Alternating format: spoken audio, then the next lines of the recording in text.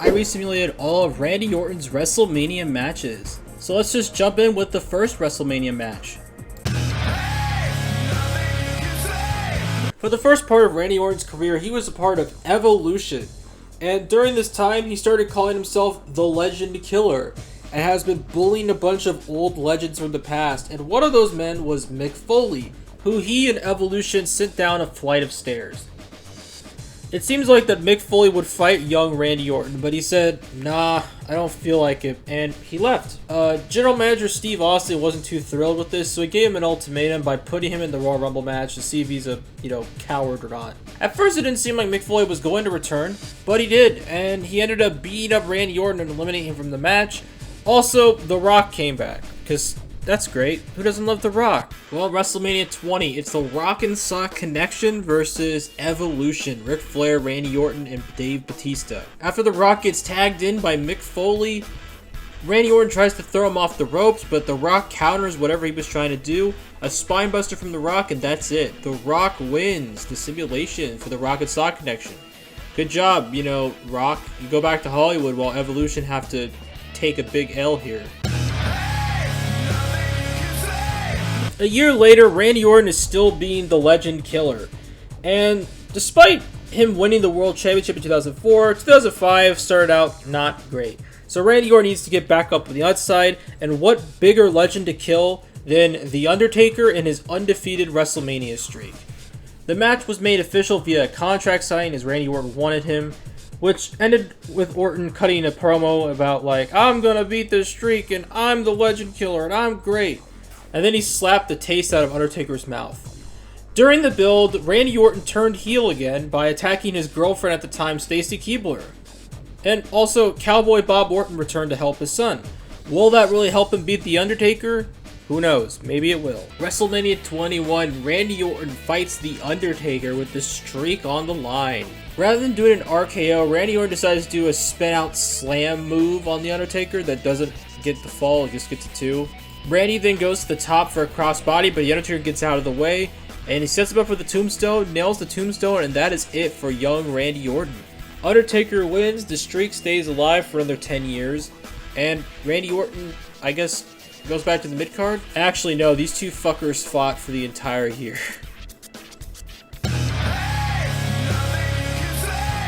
Giving him a title shot.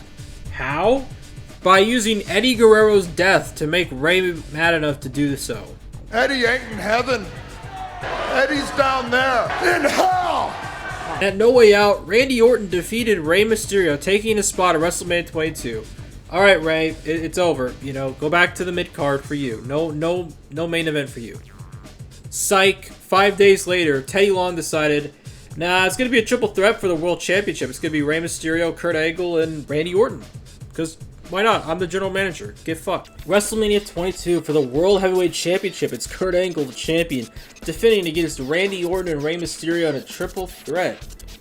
After Randy Orton does an uppercut to Rey Mysterio, Randy stomps on Kurt Angle's arm, and the pain is just so excruciating that it goes for the 3. Yeah, he gets a win after an arm stomp. Man, that's so fucking lame. Randy Orton's the new world champion. I guess he's really phoning it in. Who? There is no real build to this, and there is no story. It's just a Money in the Bank ladder match. 8 guys trying to fight for a guaranteed championship opportunity. What more do you need? You don't need a cinema Bloodline-esque story to, have a story. You just have a story with matches. Who's gonna win? Well, because it's a 2K game, the AI aren't that smart, so the majority of them just fought on the ramp for the entire match, while Booker T climbed up the ladder and grabbed the briefcase. And what a shit! It was a shit match. It was a terrible match. No cool spots, no RKOs, no leg drops, none of that crap. It was just 6 guys fighting. Punk was in the corner, Randy Orton was on the ground, and Booker T is now Mr. Money in the Bank, who then probably dropped it to Edge a month later. In the fall of 2007, John Cena suffered a shoulder injury that would force him to vacate the WWE Championship. This would be won by Randy Orton, and he would hold the belt throughout the remainder of 2007 and into 2008. John Cena made his shocking return at the 2008 Royal Rumble and won the entire thing, getting a title shot at WrestleMania. Or so we thought, because John Cena decided to challenge Randy Orton at No Way Out for some reason, and then he loses because Orton slaps the ref and Cena loses his title shot via disqualification. Womp womp. Also, there's a chamber match to determine who will fight the WWE Champion at WrestleMania 24, and of course, Triple H wins since you can't have a WWE title match without the game. Cena gets a rematch against Orton where if he wins, then the match becomes a triple threat. Cena wins the match, and a triple threat it is now. At WrestleMania 24, Randy Orton, Triple H, and John Cena are fighting it out. I feel like I've done this match like multiple times already, but we're doing it again, damn it. Triple H hits a pedigree on Randy Orton, but Orton kicks out of it, or something else happens. And then John Cena comes out of nowhere with an AA on a Triple H and pins him for the 3. John Cena wins the WWE Championship at WrestleMania 24. I have voices in my head. Randy Orton won the Royal Rumble match in 2009, giving him a title shot at WrestleMania. He could challenge for any of the World Championships, the WWE, the World Heavyweight, and the ECW Championship. Oh wait, no, I meant 2, sorry, the last one doesn't count. Triple H would win the WWE Championship at No Way Out, but things start to get a little personal as Randy targets the McMahon family. He punts Vince in the head, beats up Shane McMahon, and then went after Stephanie. After handcuffing Triple H to the ring rope, Randy DDT'd Stephanie and, well... yeah, he went there. Oh well, Randy will be fine, right? Like, nothing bad's gonna happen to him, huh? Shane will return to beat some legacy ass, and at WrestleMania 25, these two will main event the show. Even though they shouldn't have. But, for the WWE Championship, it is WrestleMania 25. WrestleMania 25, Triple H versus Randy Orton for the WWE Championship. Well, Randy Orton does his apron DDT, but rather than going for an RKO, he decides, you know what, I'm going to kill this guy. And he punts Triple H straight in the head, and he pins him for the 3. Yeah, Randy Orton basically killed off Triple H. You know, that's actually kind of cool, because Triple H, you know, he kind of sucks. I have voices in my head. Randy Orton created a group called Legacy with 2 other sons of famous wrestlers. That loser bum Cody Rhodes, son of Dusty Rhodes, and the charisma machine himself, Ted DiBiase Jr., son of Ted DiBiase. While they dominated the majority of 2009 with Rhodes and DiBiase basically being punching bags and lackeys for Orton, this was always going to end up falling apart. This breakup started after Randy Orton lost the WWE title match thanks to Cody Rhodes' interference, and at the Elimination Chamber the following month, Cody once again screwed over Orton, which led to fellow Legacy member Ted DiBiase pinning Orton to eliminate him from the chamber. After this, Randy Orton decided to dump both members of Legacy and split away from the group. Now, these stablemates are going to duke it out to see which one of them is the best. Next match, it's WrestleMania 26. It's Randy Orton versus Ted DiBiase Jr. versus Cody Rhodes.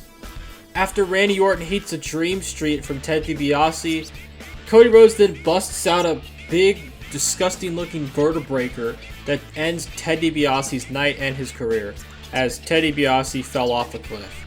But Cody Rhodes picks up the win, and while Orton and Rhodes move on, Rhodes and Orton move on to actually find success in the industry, Ted DiBiase goes to jail for fraud. I have voices in my head. The Nexus were a new stable that ran roughshod over WWE in 2010. Fortunately for WWE, they were basically snuffed out by John Cena, and CM Punk became the leader of the new Nexus after the original Nexus, well, went down bad, terribly.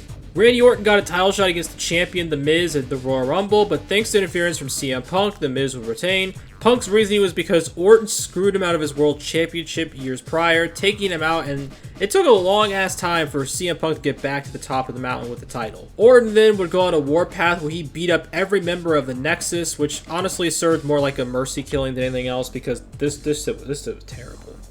Only to leave CM Punk as the last man standing of the Nexus. With no backup, Punk is now going into WrestleMania without any help whatsoever. Next match is CM Punk versus Randy Orton at WrestleMania 27. CM Punk hits a couple of strikes onto Randy Orton, but that gets countered by Randy Orton. He hits a belly to backdrop suplex thing, and then flips him around, does a few punches, and then pins him for the 3. I know, another shit outcome. God, man. Randy Orton gets up a win, but whatever.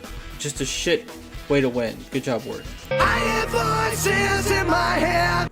On an episode of SmackDown with Randy Orton and Daniel Bryan fighting in a match, Kane interrupts the match and beats up Orton afterwards. Why? Well, it's not because it's Mania season and these two aren't booked for the show. It's apparently because of a handshake. Yeah, no joke, it's a fucking handshake. You see, 6 months prior when Kane was demasked, Kane lost a match to Randy Orton and they shook hands, which made Kane hate himself. And he wants to erase that memory. Kane's just trying to be like this super edgy character. Ooh, I'm so scary, I'm so tough, I'm so mean. On a show with once in a lifetime, end of an era, Punk versus Jericho, this match was almost as interesting as Johnny Ace's big WrestleMania moment. WrestleMania 28, it is Randy Orton versus Kane with nothing on the line. It's just a random match at WrestleMania. Kane does one choke slam, but Randy Orton kicks out of it. So then Kane slowly but surely goes over the turnbuckle, climbs the post, jumps off with a clothesline, and then another choke slam from Kane ends Randy Orton's night. Kane picks up the win. Who the fuck cares? Let's go on to the next shit because no one cares about this match. No one does. And if you do, you're lying to yourself. I hear voices in my head. The Shield debuted at the 2012 Survivor Series. Their first match is against Team Hell No and Ryback, which they win. The Shield then beat up The Rock, and it looks like they're aligned with CM Punk, but that's just a false flag. The Shield then defeats Cena, Ryback, and Sheamus at Elimination Chamber, and then another ragtag team of wrestlers decides to fight the Shield, this one being The Big Show, Sheamus, and Orton. So let's get this fight started. For some reason in this match, the AI were incredibly stupid and unbelievable. Look at this. I'll just show some of those clips. Look at this. Next match is WrestleMania 29. It is The Shield making their debut against Randy Orton, Big Show, and Sheamus. After a 45-minute slog of a match, Seth Rollins hits an elbow to the back of that Big Show's head. Sheamus looks like he's going to break it up, but for some reason he just walks around and doesn't do anything as Seth Rollins pins Big Show for the 3. 45-minute slog of hell, and that's how it ends. The Shield win. Ugh, God, let's just move on.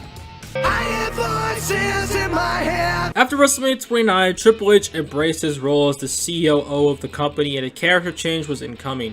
Daniel Bryan won the WWE Championship at SummerSlam, and after the match, Randy Orton, who won the Money in the Bank briefcase, came out to cash in. And Triple H attacked Daniel Bryan, handing over the title on a silver platter, and the Authority was born, unfortunately. This group would be the dominant storyline over the rest of 2013, stopping Daniel Bryan in his quest to win back the title over and over again for the fact that he's a B-plus player and is best for business. Eventually, WWE decided to replace Bryan with The Big Show. We got this infamous moment of wrestling history. 2014 rolls around and Batista returns. We get the 2014 Royal Rumble. Daniel Bryan is mega over, so this is the moment where WWE pulls the trigger, right?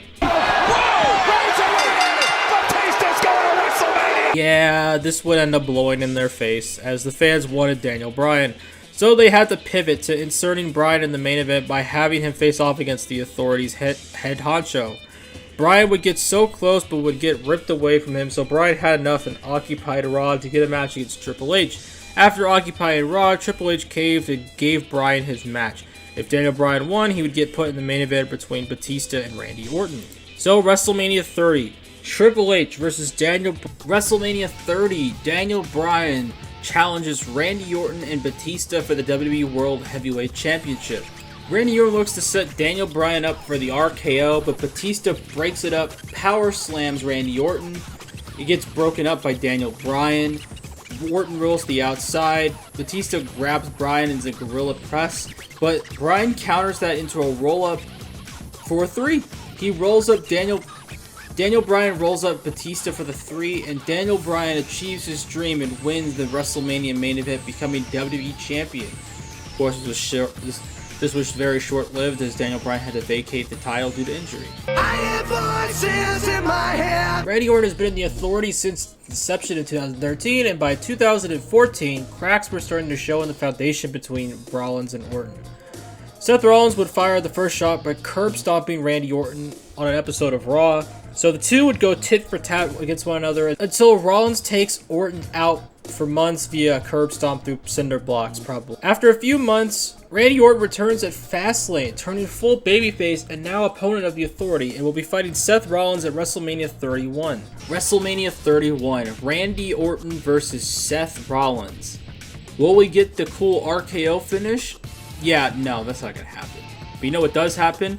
Randy Orton goes for an RKO, but Seth counters that into a power slam. Seth then goes to the turnbuckle and does a frog splash off the top, but it gets kicked out of. So then Seth Rollins does one curb stomp, and that is it. It's all she wrote for Randy Orton. And Seth Rollins picks up the big win, changing history, and, well, he still wins the championship in the end. I hear voices in my head. Randy Orton joined the Wyatt family in 2016, and they became the dominant group on SmackDown. However, this alliance would be short-lived, as after losing the tag team titles, tensions started to boil over, and at the Royal Rumble, the Wyatts imploded when Luke Harper turned on Orton and Wyatt. Randy Orton would end up winning the Rumble match, while Bray won the WWE Championship at Elimination Chamber. At first, Orton didn't want to fight Bray, and Bray was so happy that he gave Randy the keys to the Wyatt Kingdom. However, this would be a vital mistake, as Orton betrayed Wyatt by burning down the family compound. Orton revealed that joining the Wyatt family was all a big ruse to destroy it from the inside out. A 4D chess play, if you will. The feud gets really weird and dark and all that, but that's just the gist of the build. You know? The feud just veers off into some weird, spooky mumbo-jumbo crap. WrestleMania 33, Bray Wyatt, the WWE Champion, defends against Randy Orton. Can Randy Orton win his, 16th championship at this point? Well, I guess we'll find out. Bray Wyatt goes for a Sister Abigail, but that gets countered, and Randy Orton does some offense after it. But Bray Wyatt rebounds, and then is able to hit the Sister Abigail after a second attempt with the creepy crawly rock. Orton kicks out of it. Randy Orton executes his comeback, and then he does the little stompy thing where he stomps on every body part, and wins for the 3. Unsurprisingly, Randy Orton wins, but surprisingly wins without using an RKO, because just, of course, you know, who wants good finishes when you just have crappy ones? I hear voices in my head. At Fastlane, Randy Orton won the United States Championship from Bobby Roode, and after the match, Jinder Mahal attacked both guys because he wanted to be in the spotlight too. So a triple threat, I guess. But wait, Rusev won a tag match between all these guys, and he's added into the match too, making it a fatal 4-way. WrestleMania 34, a fatal 4-way, Randy Orton versus Bobby Roode, Jinder Mahal, and Rusev. While Jinder Mahal and Rusev are fighting each other on the outside, Bobby Roode is able to hit the glorious DDT onto Randy Orton, and because they're dumb, they don't realize it until it's too late, and Bobby Roode wins the US Championship after a glorious DDT to Randy Orton. I hear voices in my head. Randy Orton eliminated AJ Styles from the Elimination Chamber match for the WWE title. Their rivalry escalated at Fastlane, where Orton attacked Elias, and Styles decided, hey, I'm going to jump in too. Tensions boiled over on SmackDown, where Orton took issue with Styles' claim of building up SmackDown. Then AJ's like, you know what, brother, I want to fight you at WrestleMania, which Orton accepted. It's basically a dick measuring contest, where Orton believed he's the real backbone of SmackDown since AJ was in the Indies, while AJ responded with the typical, well, you were given everything on a silver platter, and I had to work for everything I ever had, brother, stuff. WrestleMania 35, Randy Orton versus AJ Styles. Who's got the bigger dick? Wait, what? As AJ Styles is getting back into the ring, Randy Orton hits an RKO out of nowhere, but AJ kicks out of it. AJ comes back with the pop-up Styles clash that only gets a 2 count, and then Randy Orton fucking does a snake eyes in the corner and pins AJ Styles for the 3. Of course, because why have cool finishes? Just have like the crappiest finish possible for WrestleMania. Go figure. Good job, Orton. Here, take your fucking W, bitch. I hear voices in my head. Edge made his in-ring return for the first time in nearly a decade at the 2020 Royal Rumble. While at first it looked like Rated RKO were going to reunite, Orton, being the scumbag traitor he is, turned on Edge with an RKO and then did a concerto to him.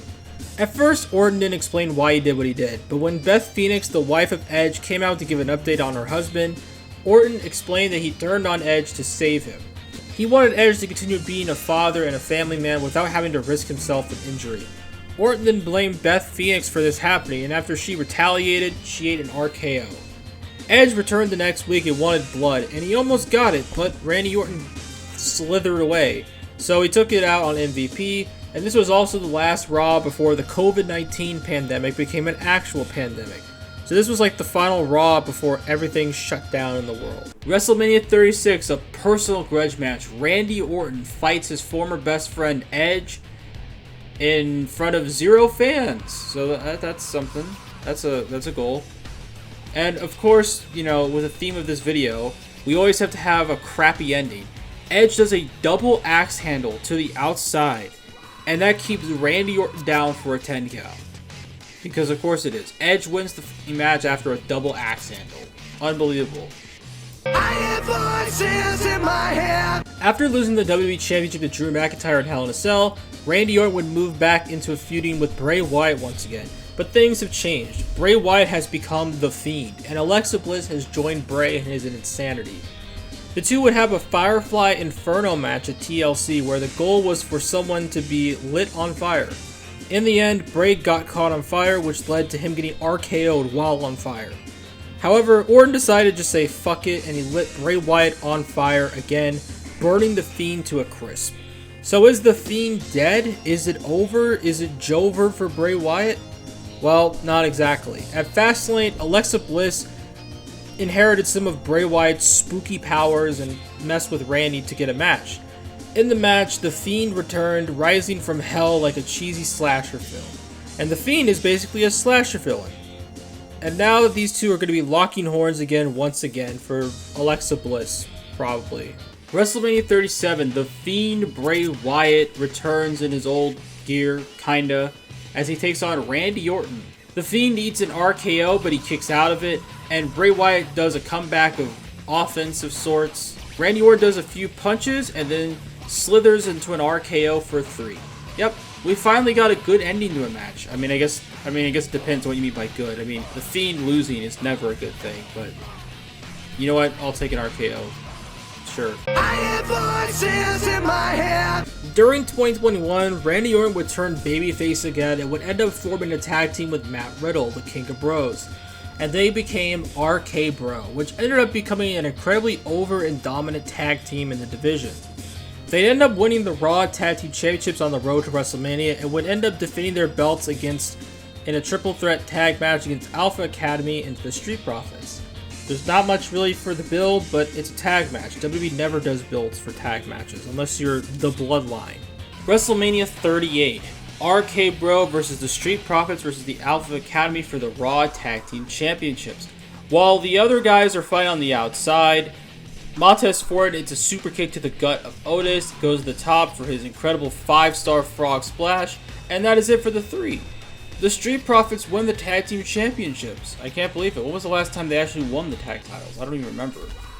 Never? I have voices in my head. After being shelled for over a year, Randy Orton returned to the ring at the 2023 Survivor Series. Around the same time, Logan Paul won his first WWE title by beating Rey Mysterio at Crown Jewel. Logan Paul defended the belt against Kevin Owens, which he retained after Owens got caught using the brass knuckles to KO Logan Paul. All 3 guys were put in the Elimination Chamber, and Orton eliminated both guys, but Logan Paul punched Randy in the head with the brass knucks that cost him the match. After Logan Paul and KSI announced that Prime would become the first in-ring sponsor, he tried to attack Paul, but he fled and KSI ate the RKO. After this, GM Aldis informed Paul that he'd be defending the belt against both men. WrestleMania 40 for the United States Championship, champion Logan Paul defends against Kevin Owens and Randy Orton. After Logan Paul goes ham with the kendo stick onto Owens and Orton, he tries to pin Orton off it, but it doesn't work. Kevin Owens comes back in and back suplexes Logan Paul down. He hulks up, but then eats an RKO and gets pinned for the 3. Randy Orton wins the US Championship from Logan Paul. Ah yes, the good ending that we should have gotten, but we didn't get. At least we got to see IShowSpeed get RKO, so that was worth it. I have voices in my head. While I don't have a crystal ball to predict the future, I'm going to predict who Randy Orton will fight at WrestleMania. And I know this is going to be very controversial, very out there. He's going to fight Kevin Owens. Yeah, that's it. That's who he's going to fight at WrestleMania 41. But can he win the simulation is the main question. And Randy Orton does win. He hits the RKO on Kevin Owens, and that's it. It was about like 3 minutes long, 1 RKO, and that is Kevin Owens' night. Now I'm guessing that now that Kevin Owens lost again, he's probably going to go to TNA Wrestling, or maybe he'll become All Elite. Yeah, that's a good joke. Alright, thanks for watching the video. Bye-bye.